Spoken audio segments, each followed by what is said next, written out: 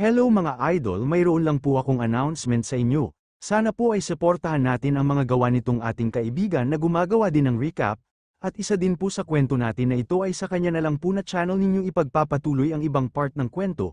Ilalagay ko na lang po ang kanyang link sa comment section. Maraming salamat po.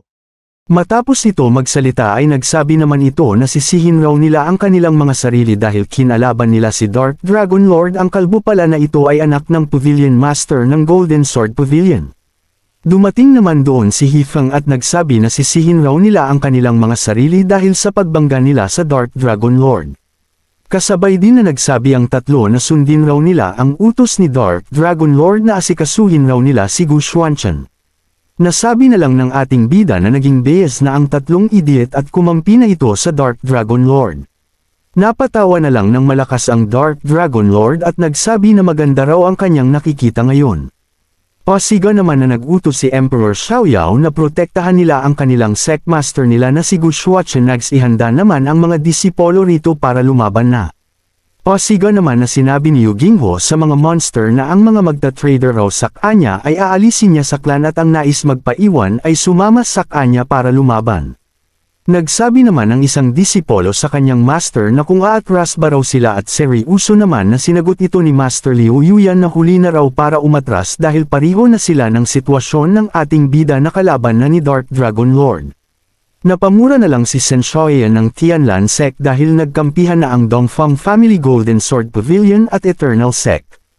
Patawang sinabihan naman ni Dark Dragon Lord si Gu Xuanchen na kung nakonsidera ba ito ni Gu Xuanchen ang pagkalaban nila sa ating bida. Nasabi na lang ng ating bida na dahil lang sa raw sa Tianyuan Tree ay kumampi na sa kalaban ng tatlong idiot sa Dark Dragon Lord. Kaya aasikasuhin at hindi niya raw sila hahayaan na pangisi na lang ito. Habang ito'y pasugod sa kay Dark Dragon Lord, pasiga naman niya na gusto raw niya na malaman ang lakas ng Tianyuan Tree. Napangiti na lang ang Dark Dragon Lord sabay naghanda ito ng ipangtapat sa ating bida habang ito'y suportado ng kapangyarihan ng Tianyuan Tree. Sa pag-atake ni Gu Xuanchen ay nasalag naman ito ni Dark Dragon Lord ng walang kahirap-hirap. Nagsitol-sika naman ang mga disipolo sa lakas ng puwersa ng atake nila ng ating bida. Nasabi na lang ni Gu Xuanchen sa kanyang pag-iisip na mas malakas pa raw ang gamit ni Dark Dragon Lord na kapangyarihan ng Tianyuan Tree kaysa kapangyarihan ng Law ng Sacred Domain. Dagdag pa niya na oportunidad na raw niya na pag-aralan ang kapangyarihan ng Tianyuan Tree. Pinuri naman ni Gu Xuanchen ang gamit ni Dark Dragon Lord na kapangyarihan ng Tianyuan Tree dahil sa lakas nito kasabay din na hiniwa ng ating bida ang barrier ni Dark Dragon Lord. Kasabay din na sumabog ang barrier na yun. Kaya puwersahan na napaatres si Gu Xuanchen sa lakas ng puwersa ng pagsabog doon. Nasabi na lang ng Dark Dragon Lord na nawasak raw ng ating bida ang kanyang barrier gamit lang ang sword intent nito na natutunan lang sa maikling oras. At gusto raw niyang makita lahat ng atake ni Gu Xuanchen na kayang mawasak ang kanyang mga atake kasabay din na umatake na si Dark Dragon Lord. Di naman niya ito inatrasan at hinarap niya ito ng seryoso. Umatake naman si Gu Xuanchen, nakaiwas naman si Dark Dragon Lord. Bumawi naman ng atake si Dark Dragon Lord na sangga naman ito ng ating bida. Gigil naman na umatake ulit si Gu Xuanchen, nakaiwas naman si Dark Dragon Lord habang ito'y nagtaka na sa lakas ng ating bida. Dahil si Dark Dragon Lord na ang dumidipinsa at hindi na nakakabawi dahil ito'y sunod-sunod na ito'y inaatake ni Gu Xuanchen. Pangiting nasabi na lang ng ating bida na naintindihan na raw niya ng buo ang Tianyuan Law. Nagulantang naman siya sa kanyang masamang balita na narinig sa kay Gu Xuanchen. Ginamit na nga ni Gu Xuanchen ang naintindihan niya na kapangyarihan ng law ng Tianyuan at malakas pa ito kaysa nagamit ni Dark Dragon Lord. Nasabi na lang niya na napakaganda raw na laban na ito habang ito'y nagliliyab na ng kapangyarihan ng law ng Tianyuan. Natamimi na lang si Dark Dragon Lord sa nasaksihan nito sa lakas ng ating bida. Napasigaw na lang si Dark Dragon Lord dahil sa inaatake na ito ng spiritual energy ng Tianyuan Tree, kaya nasabi na lang niya na paano raw magamit ng ating bida ang kopiraso ng spiritual energy ng Tianyuan Tree. Sinagot naman ito ni Gu Xuanchen na gamit raw niya ito dahil sa kaidyotan ni Dark Dragon Lord, kasabay din na pinasalamatan niya ito at may pasubra pang atake. Nasabi na lang ni Dark Dragon Lord na impossibly raw na magamit ni Gu Xuanchen ang spiritual energy ng Tianyuan Tree dahil siya raw ang may hawak ng Tianyuan Tree, kasabay din niya na sinangga niya ang atake ng ating bida gamit ang mga alagad niyang Demon Corps. Sinagot naman ito ng ating bida na ang Heaven at Earth ay nandoon na bago pa man lumitaw ang Tianyuan Tree, kasabay din ito naghanda ng atake. Pahabol pa ni Gu Xuanchen sa pamamagitan ng pag-unawa ng Heaven and Earth at kapangyarihan ng Law ay umunlad ang kakayahan niya. Dagdag pa niya na kahit raw wala sa kanya ang Tianyuan Tree ay kaya niyang magamit ang kapangyarihan ng Law ng Tianyuan, kasabay din itong umatake. Parating na nga ang atake ng ating bida sa kanya. Habang ito'y pinagpawisan, nasabi na lang ng Dark Dragon Lord na impossibly raw itong mangyari. Di naman kinaya pa ng Dark Dragon Lord na masalag ang atake ni Gu Xuanchen, kaya ito'y sumabog na lang. Kasabay din nabura doon ang katawan ng Dark Dragon Lord habang sungay na lang ang natira sa kanya. Binati naman ni Emperor Xiaoyao ang ating bida sa paglakas ng kakayahan nito. Napatanong na lang ang isang disipolo na kung sino ba raw si Gu Xuanchen at isa raw itong henyo. Bigla naman lumindol doon at nagkawatek-watek ang ibang party ng lupa doon. Nangamba na lang ang mga disipolo sa lindol na nangyari. Bigla naman mayroong napansin si Yu Jingho doon sa Tianyuan Tree, kaya tinuro niya ito. Tiningnan naman ito ng ating bida at nasabi na lang niya na ano raw ang nangyayari sa Tianyuan Tree. Nagre-react naman doon ang Tianyuan Tree habang ito'y pinagmasdan muna nila. Bigla naman may lumitaw doon sa Tianyuan Tree na isang hugis babae. Nabigla naman sila sa kanilang nasaksihan. Dahil nagpakita na nga ito sa kanila, kasabay din itong bumaba. Ang babae pala na ito ay ang spirit ng Tianyuan Tree at nagsaad ito na tutulungan raw niya ang ating bida na maintindihan nito ang Way of Heaven. Ngunit sa isang condition raw na tulungan raw siya ni Gu Xuanchen na makapunta sa lugar ng God Realm. Dagdag pa niya na kung interesado ba raw ang ating bida rito. Nagsabi naman si Gu Xuanchen na kung ilabas lang ba raw niya siya rito, sinang-ayunan naman ito ng Tianyuan Tree Spirit. Sabi pa niya ang lugar na ito ay ang sekreto niyang lugar, ngunit ang totoo ay natrap siya rito.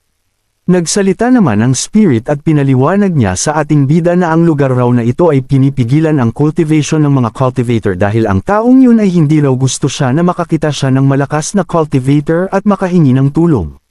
Nagka-interesado naman siya rito.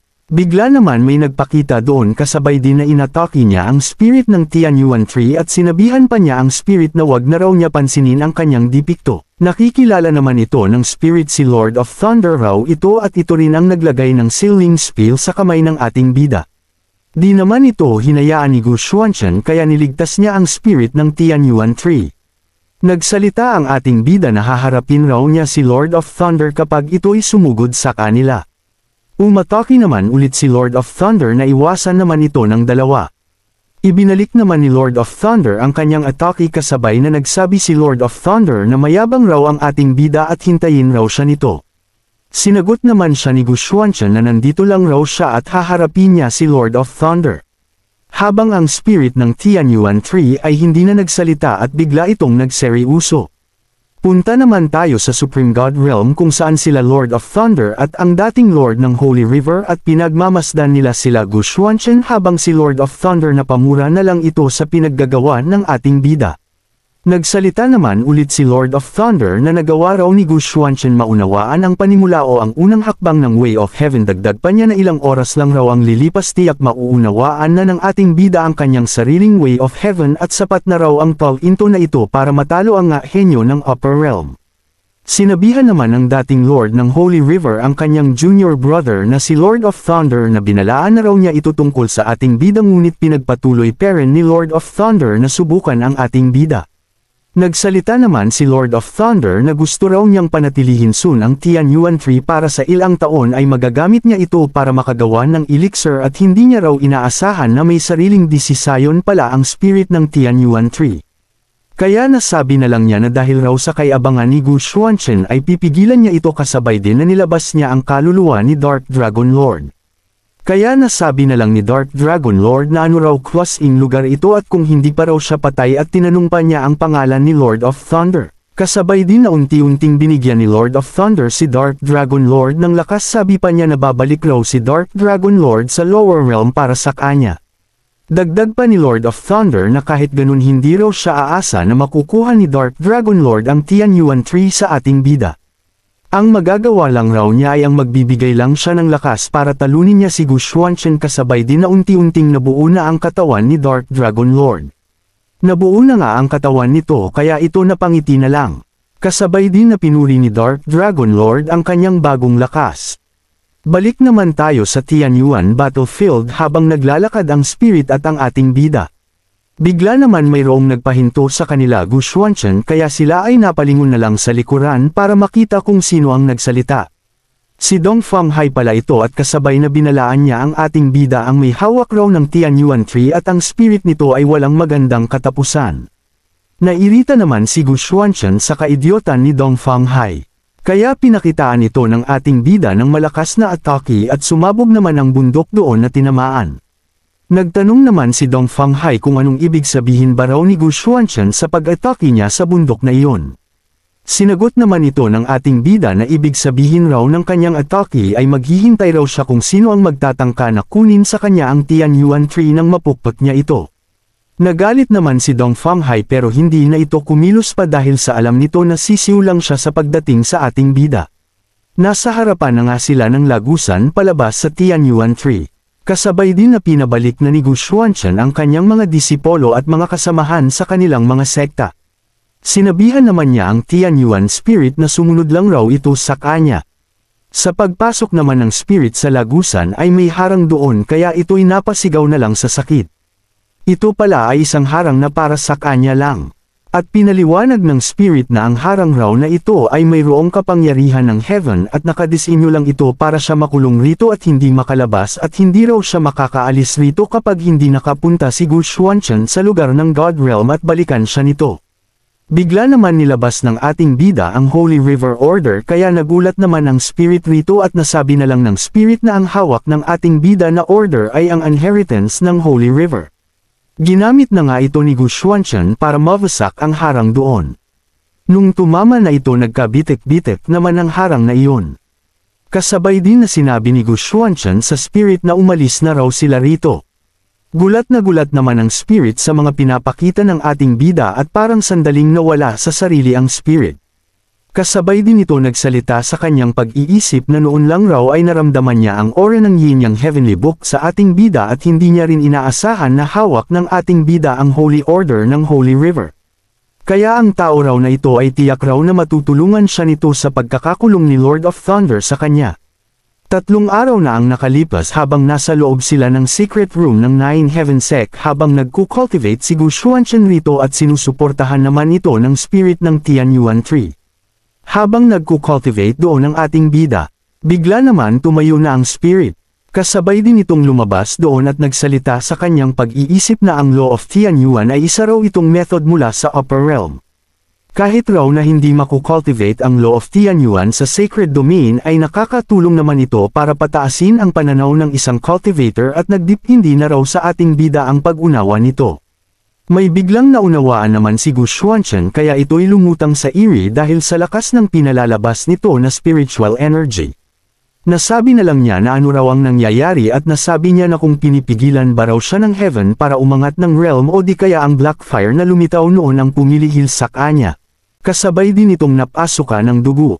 Nagulat naman ang spirit ng Tianyuan Tree sa nasaksihan nito sa nangyayari sa ating bida. Nagulat ang spirit dahil naintindihan na ni Gu Xuanchen ang kapangyarihan ng heaven. Ang ganitong talento raw ay lumilitaw lang sa upper realm ng isang bisis lang sa 1,000,000 na young generation. Kasabay din na pinahinto niya ang ating bida dahil raw nasa tugatog na ang kapangyarihan ng ating bida rito sa sacred domain kaya hindi na ito maganda sa kanya dahil nasa limitasyon na ito. Di naman nakinig si Gu Xuanchen rito habang ito'y napasukan ng dugo at napangiti na lang ito. Bigla naman bumaba doon ang Thunder Tribulation. At pasiga naman na sinabi ng ating bida na siya raw ay against the heaven o lagpas na siya sa limitasyon kaya hindi ito hahayaan ng kalangitan. Kasabay din na tumama na ang Thunder Tribulation sa ating bida habang ito sinasangga ni Gu Xuanchen gamit ang dilaw na barrier. At matinding Thunder Tribulation ang kinakaharap ng ating bida at nasaksihan naman ito ng spirit ng Tianyuan Tree. Namangha naman siya sa kanyang nasaksihan. Bigla naman sumabog doon sa pinanggagalingan ni Gu Xuanchen. At unti-unti na nga nawala doon ang usok. Kasabay din na lumitaw na doon ang ating bida. Habang ito'y nakatayo doon. Umangat naman si Gu Xuanchen sa Early Saint Realm matapos niyang malimpasan ang Thunder Tribulation at ramdam niya na ang kanyang bagong lakas. Habang pinagmamasdan niya ang ating bida, nasabi na lang niya na hindi lang extraordinary ang fall into ni Gu Xuanchen pati na rin ang personality nito ay extraordinary rin. Bigla naman mayroong dumating na disipolo doon. Kasabay din na nagsabi ito sa kanyang sect master na ating bida na hindi na raw maganda ang nangyayari. Dahil ang kanilang Nine Heaven sect ay inaatake na ng mga demon. Punta naman tayo sa labas ng Nine Heaven sect at nandoon na nga sa labas ang mga demons. Bigla naman dumating doon si Gu Xuanchen. Nakita naman ng mga demon ang pagdating ng ating bida. At nagsalita si Gu Xuanchen at tinawag niyang mga grupo ng mga langgam ang mga demon. At paano raw ng mga demon na nagawang mag-ingay rito sa kanilang sekta. Nabuhayan naman ang loob ang mga disipolo ng Nine Heaven sect. Nagsabi si Gu Xuanchen na ang susuko sa kanya ay bubuhayin niya ang hindi naman ay papatayin niya kasabay din ito naghanda ng atake. Kasabay na pinaganya niya na ang kanyang malakas na formation. At pinalitaw na ni Gu Xuanchen ang dragon nito kaya natakot na lang ang mga demon na nakakita nito. Kaya nasabi na lang nila na tumakbo na raw sila. Habang nagsitakbuhan sila papunta naman sa kanila ang atake ng ating bida. Mayroon naman idiot naman naglakas loob na demon at nagsalita ito na ano raw ang kinatatakutan ng kanyang kasama. Kasabay din na nilabas niya ang bulok na soul calling flag na ginamit noon ni Dark Dragon Lord sa ating bida. Maya-maya pa nabigla naman ito sa hindi niya inaasahan na pangyayari. Dahil ang kanyang pinagmalaki na flag ay nasunog na ni Gu Xuanchen kaya sa kanyang takot muntikan na mahulog ang kanyang mga mata. Habang sila'y nagtakbuhan mayroon naman na sumisigaw na bilasan raw nilang tumakas at mayroon naman sumisigaw na wag raw silang patayin ng ating bida dahil willing silang sumuko. Nagulat naman si Emperor Xiaoyao sa kanyang master Gu Xuanchen na nailigpit na raw nila ang mga bangkay ng mga namatay na demon. Dagdag pa ni Xiaoyao na nagpadala raw siya ng disipolo para imbestigahan ang mga demon at nalaman raw nila na nagkasundo ang mga demon na ipaghiganti nila ang kanilang Dark Dragon Lord. Nasabi na lang ng ating bida na nung napatay raw niya si Dark Dragon Lord sa Tianyuan battlefield ay hindi niya nakita ang kaluluwa at katawan nito kaya siya ay nagdududa na sa nangyayari. Bigla naman dumating si Ye Chanyo para magulat sa kay Gu Xuanchen. At nagsalita ito na may masamang nangyari raw. Nakapunta nga sila sa secret room ng Nine Heaven sect. Paiyak na nagsabi si Ye Chanyo na ang utos raw ng ating bida ay ipasok rito ngunit ang lahat raw na nagbantay rito ng mga disipolo ay umalis para pumunta sa entrance ng Heavenly sect para harapin ang mga sumugod sa kanila na mga demons. Sumunod raw sila sa utos dahil mayroong nagulat sa kanila na isang disipolo na pumunta raw sila sa entrance ng Nine Heaven sect. Kaya dali-dali raw silang pumunta at parang isang huwad ang disipolo na nagulat sa kanila dahil ito'y napangiti na lang. At nung binalikan nila si Sect Master Hu ay wala na ito rito. Inutos naman ni Gu Xuanchen kay Elder Yun Shan na alamin raw niya kung saan na ang mga Sect Master ng 6 na sekta ng 7 Holy Sect. Matapos pumunta doon si Elder Yun Shan binalita niya agad sa ating bida na ang 6 raw na Sect Master ay wala na doon sa kanilang mga sekta. Nagseryoso naman siya rito at nasabi na lang niya sa kanyang pag-iisip na kailangan na raw niya napuntahan ang Demon Clan. Kaya nagutos naman si Gu Xuanchen sa kanila na bantayan nila ang kanilang sekta dahil ililigtas niya ang 7 Sect Master ng 7 Holy Sect. Sumunod naman sila sa utos. Papunta na nga ang ating bida sa Demon Clan habang nakasakay ito sa isang dragon. Kasabay din na nilabas niya ang Holy River Order. Kasabay din na ginamit niya na ang Holy River Order para mabuksan ang portal papunta sa Demon Clan. At pumasok na nga ang ating bida sa portal. Punta naman tayo sa Demon Altar habang nakahiga doon ang mga Sect Master ng 7 Holy Sect at nandoon rin si Dark Dragon Lord at iba na ang itsura nito dahil sa natanggap niyang blessing mula kay Lord of Thunder. Habang nakahiga ang mga Sect Master, tinuwanan naman sila ni Dark Dragon Lord at kahit raw mga talentado ang mga Sect Master ay ano raw ngayon. Kasabay din na inuna niya higupin ang kapangyarihan ng law ni Sect Master Hu.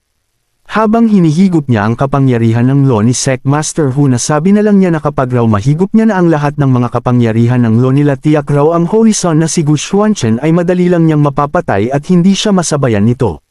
Tinanong naman ito ng ating bida na kung totoo ba raw ang pinagsasabi ni Dark Dragon Lord. Napalingon na lang si Dark Dragon Lord para alamin kung sino ang nagsalita. Ngunit nung lumingon ito ay inatake na siya ni Gu Xuanchen at nakikilala naman niya ang ating bida. Ngunit tinamaan na ito ng atake at hindi na ito nakapalag. Kaya napasigaw na lang ito sa natamo nitong pinsala. Kaya matapos mapinsala si Dark Dragon Lord ay umatras ito. At galit niyang sinambit ang pangalan ng ating bida. Mayabang naman na sinabi ni Gu Xuanchen na minaliit raw niya si Dark Dragon Lord at hindi niya inaasahan na mabubuhay pa ito. Nagsabi rin si Dark Dragon Lord na marami raw ang sinasabi ni Gu Xuanchen at huli na raw ito. Dahil ang kapangyarihan ng mga Sect Master o mga kapatid ng ating bida ay nasimulan niya nang mahigop ang kanilang mga kapangyarihan ng law. Pasigaw niyang sinabi na i-absorb niya ito lahat. At unti-unti na nga niya nakuha ang kapangyarihan ng law ng mga Sect Master. Kasabay din na nag-summon si Dark Dragon Lord ng malaking ahas. At napatawa na lang ito dahil sa kanyang nahigop nakaramdam raw siya ng paglakas. Ginamit naman ni Gu Xuanchen ang kanyang aura para matulungan ang mga Sect Master. At natulungan niya naman ang mga Sect Master, habang sila'y walang malay at nakahiga lang doon. Sinabihan naman ni Dark Dragon Lord ang ating bida na kung may sapat ba itong matulungan ang mga Sect Master at wag raw itong mag-alala dahil ang ating bida raw ang uunahin niyang iPad Adales sa kabilang buhay. Kasabay din itong umatake gamit din ang kanyang pinagmalaki na ahas na kanyang na-summon. Kinutya naman ng ating bida ang pinagkukunan ni Dark Dragon Lord na kapangyarihan ng law. Kasabay din na nagpahuli si Gu Xuanchen, ginamit niya rin ang kanyang dilaw na dragon. Kasabay din na ginamit ng ating bida ang kapangyarihan ng law ng Tianyuan. At lumitaw doon ang Tianyuan tree na may mga isda pa na nagpakita. Kasabay din na nagsabi si Gu Xuanchen na kung kakayanin ba raw ni Dark Dragon Lord ang kanyang atake. Nagulantang na lang si Dark Dragon Lord sa pinapakita ng ating bida na lakas. At humakbang na nga si Gu Xuanchen. Matapos nun nagkaharap na nga silang dalawa. Kaya nangamba na si Dark Dragon Lord at hindi raw ito maganda sa kanya. Kasabay din na nasagpang ng dragon ni Gu Xuanchen ang ahas ni Dark Dragon Lord. Matapos itong masagpang ng dragon, ay hinulag niya ang ahas sa makapal na spiritual power. Napasigaw na lang sa sakit ang ahas sa natamo nitong pinsala. Napangiti na lang ang ating bida. At ginapos niya na si Dark Dragon Lord gamit ang Tianyuan tree. Pasigaw naman na sinabi ni Dark Dragon Lord na wag raw siyang patayin ng ating bida at kapag raw na-reborn ng ating bida ang dragon nito tiyak na magpadala ng malakas na thunder tribulation disaster ang upper world rito. Mayabang naman na sinabihan naman ito ni Gu Xuanchen na kung lilito raw rito ang thunder disaster ay buburahin niya ito. Nagsimula na nga ang thunder tribulation disaster. Napansin naman ito ni Gu Xuanchen at napangiti na lang ito. Kasabay din na hinarap ni Gu Xuanchen ang thunder tribulation disaster gamit ang kanyang dragon. Umatake naman ang thunder tribulation. At si Dark Dragon ang natamaan ng thunder tribulation. Kaya ito'y nasawi na lang at hindi niya raw ito matanggap. Nagkawatek-watek na nga ang katawan nito. Punta naman tayo sa Supreme God Realm kung saan si Lord of Thunder. Pinagpawisan na lang siya sa naramdaman niyang dragon mula sa ating bida. Nasabi na lang niya na sa batang edad raw ng ating bida ay naintindihan nito ang transformation ng heaven and earth at hindi mapapantayin ang talento na ito. Dagdag pa niya na wag na raw nilang banggain ang ating bida dahil ito'y talentado talaga. At malaking pagkatalo raw sa kanya ang pagkawala ng Tianyuan tree sa kamay niya. Punta naman tayo sa Tianlan Sect. Nagsalita naman ang Hallmaster ng Tianlan Sect na kung tama ba ang kanyang narinig sa kanyang anak na si Shen Xiaoyan na tinawag ni Dark Dragon Lord na Holy Son si Gu Xuanchen. Kinumpirma naman ito ng kanyang anak. Nasabi na lang ng Hallmaster na dapat raw niyang maligpit ang ating bida dahil natatakot ito na magiging susunod na Holy King ang ating bida at bababa ang kanilang katayuan sa sacred domain.